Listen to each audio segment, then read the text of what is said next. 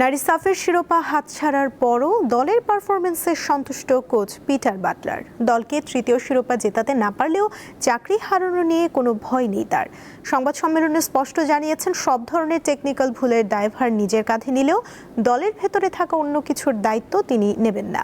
ভারতের গোয়া থেকে মোহাম্মদ হাসিবের রিপোর্ট। গ্লো এন্ড লাভলি এখন নতুন রূপে, নতুনের মতো glowing skin. Glow and lovely renew bright.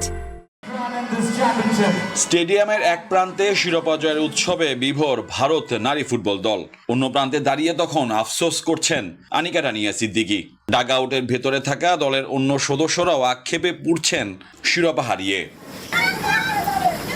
Team বাসে ওঠার সময় গণমাধ্যমের দৃষ্টি থেকে নিজেদের আড়ালের চেষ্টা। নারীদের ফুটবল হারিয়েছে সাফে তৃতীয় শিরোপা, সেই সাথে নামের শেষে ডিফেন্ডিং চ্যাম্পিয়ন তকমার পরিবর্তে এখন যোগ হয়েছে রানার্স আপ বিশেষণ। এই দলের অনেকে নিজেদের সেরা ভাবে। মানছি ঋতুপর্ণা, আনিকা, মারিয়ামান্দা এরা তারকা, কিন্তু সবাই তো এক না। এই বিষয়গুলো আমাকে বিব্রত করে।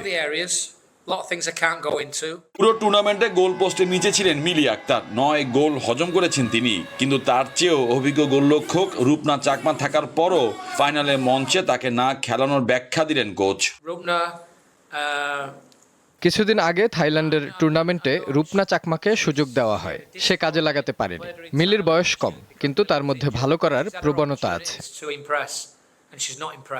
এই বছরের ডিসেম্বর পর্যন্ত কোচের দায়িত্বে পিটার বাটলার। চুক্তি নবায়নে কোনো পরিকল্পনা আছে কিনা জানতে চাইলে কোচ বলেন, এসব নিয়ে মোটেও ভাবছেন না তিনি। আমার ক্যারিয়ার অনেক লম্বা, অনেক জায়গায় কাজ করেছি। বাফুফের সাবেক সভাপতি কাজী সালাউদ্দিন আমাকে নারী দলের দায়িত্ব দিয়েছে, তাই কাজ করছি। পরবর্তীতে কি হবে তা নিয়ে ভাবছি না।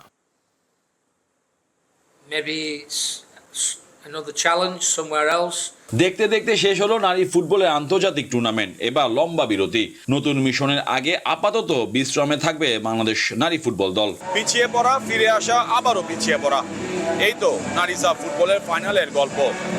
হ্যাট্রিক শিরোপা জয়ের যে মিশন নিয়ে প্রায় 2500 কিলোমিটার পথ পাড়ি দিয়েছিল বাংলাদেশের মেয়েরা, তা হারিয়ে গেল জওহরলাল নেহরুর ফর্তদা স্টেডিয়ামে।